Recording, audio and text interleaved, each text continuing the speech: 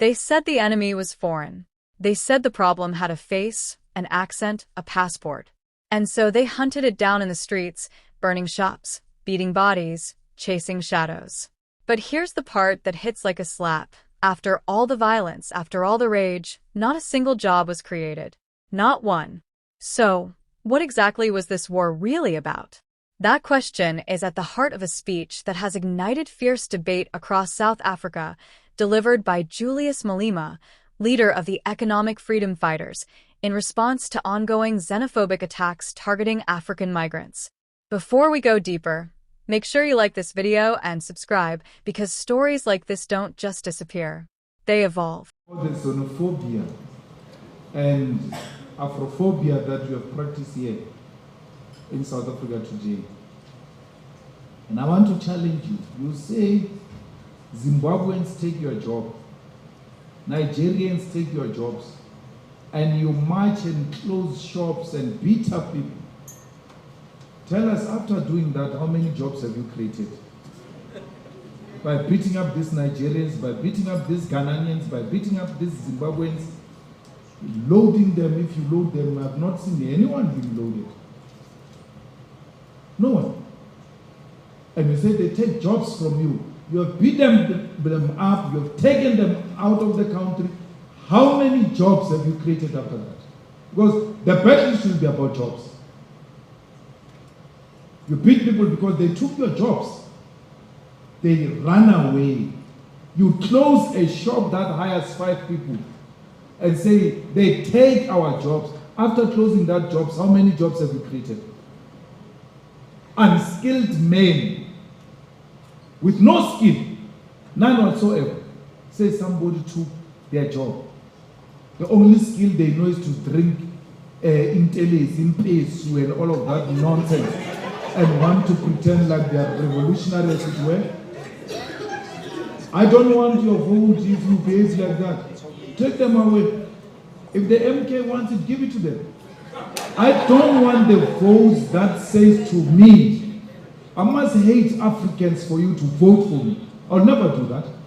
That I must go take an African child out of school, proud elderly person, pushing a child, an African child that looks like you. I must go to a school and push a child that looks like Opano. My child, I say, get out of school. The same way apartheid did, and push Lindiwe Zulu out of school, Lindiwe Zulu out of school, and saying, you are not worth of education. I must repeat that. I must do that. I will never do that. You can take your votes. Let me die with my conscience very clear. I will never refuse a pregnant woman of African descent to give birth in the clinics of South Africa.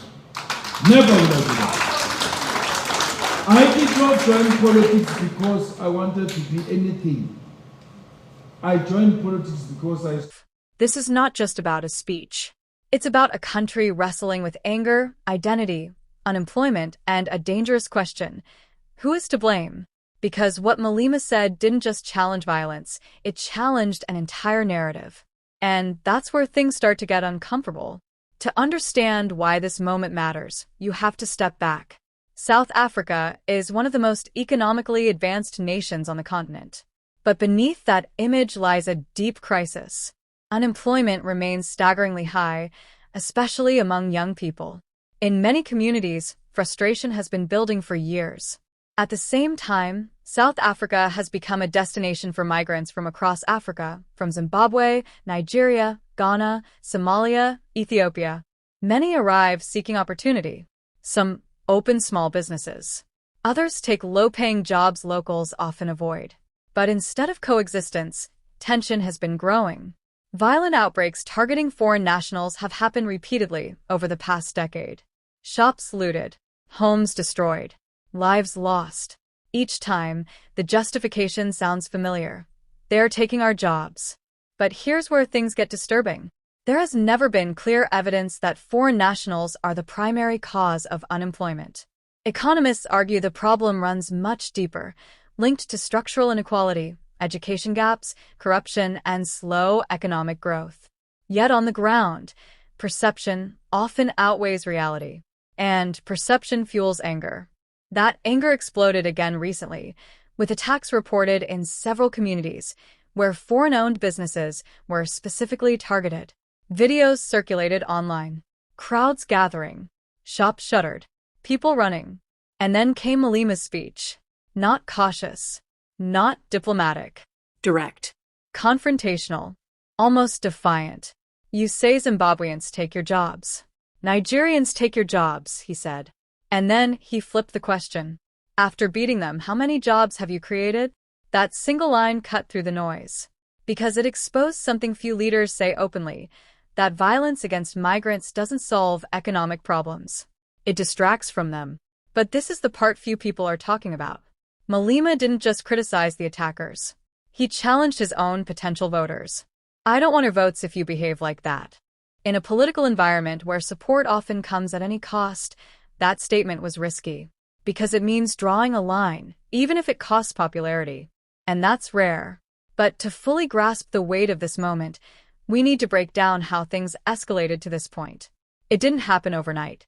Tensions have been simmering for years. Around 2008, one of the earliest major waves of xenophobic violence shocked the country. Dozens were killed, thousands displaced. It exposed how fragile social cohesion really was. In the years that followed, similar incidents would flare up again, in 2015, in 2019, and now once more. Each time, the pattern repeated. Economic frustration. Rumors spread. Foreigners blamed. Violence erupts. Authorities respond. Calm returns temporarily. But the underlying issues remain unresolved. And so the cycle continues. What happened recently followed that same script, but with one key difference. The political response. Because instead of silence or vague condemnation, Malema's speech directly confronted the mindset behind the attacks. And not everyone is comfortable with that. Some critics argue that his tone was too harsh, that calling people unskilled risks alienating struggling communities. Others say he is one of the few leaders willing to speak truth without sugarcoating. But here's where things get even more complicated. Malema himself has, in the past, been accused by critics of using inflammatory rhetoric in other contexts. So when he now positions himself against xenophobia, some question whether this is moral conviction or political positioning. And that raises a deeper question. Is this about principle or power? Because in politics, the line between the two is rarely clear.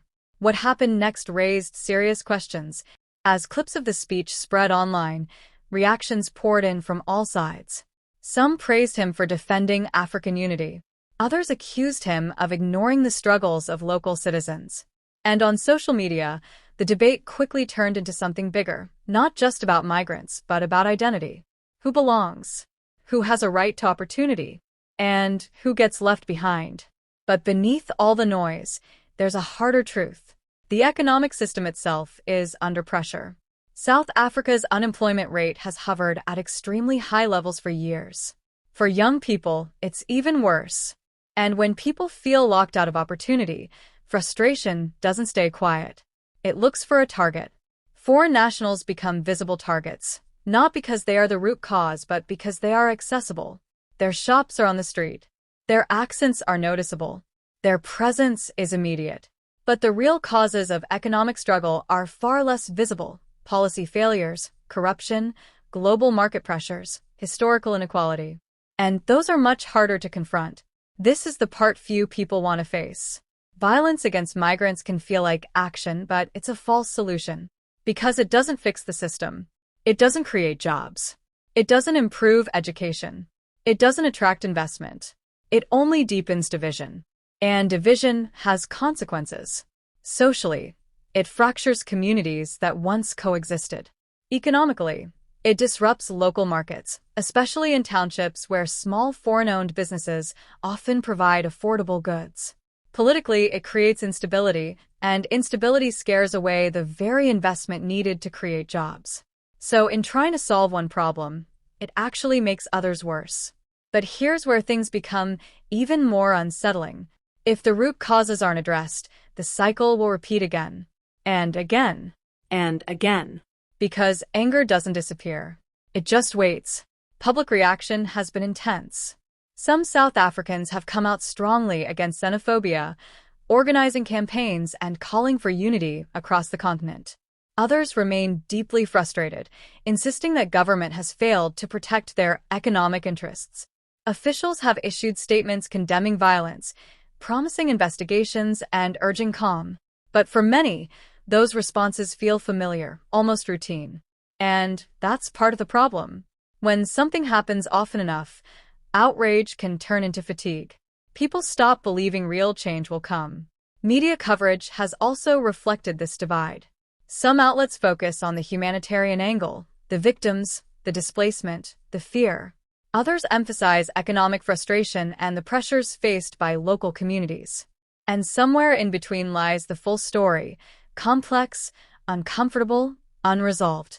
But what happens next is critical. Authorities are expected to investigate recent incidents, identify perpetrators, and restore order. There may be arrests. There may be policy discussions. There may be renewed calls for immigration reform. But unless deeper economic issues are addressed, those steps may only treat the symptoms, not the disease. And that's the real challenge. Because solving unemployment is far more difficult than blaming outsiders. It requires long-term planning, investment, education reform, and accountability. Things that don't happen overnight. And things that don't always win votes. Which brings us back to Malema's speech. Because whether you agree with him or not, he forced a conversation many avoid. He asked a question that cuts through emotion. What have you built? Not what have you destroyed. Not who have you chased away. But what have you created? And that question lingers. Because it doesn't just apply to those committing violence. It applies to leaders, to institutions, to the entire system.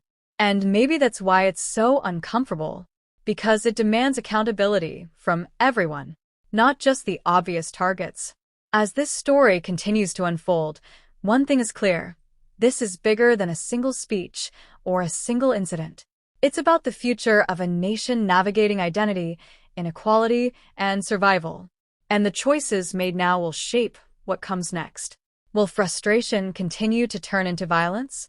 Or will it be redirected into solutions? Will leaders confront the real issues? Or continue managing the symptoms? That answer isn't clear yet, but the consequences will be. Because history has already shown what happens when these tensions are ignored. And repeating that history comes at a cost. So now the question shifts to you. Do you think speeches like this can actually change behavior? Or is the problem already too deep? Let me know what you think in the comments.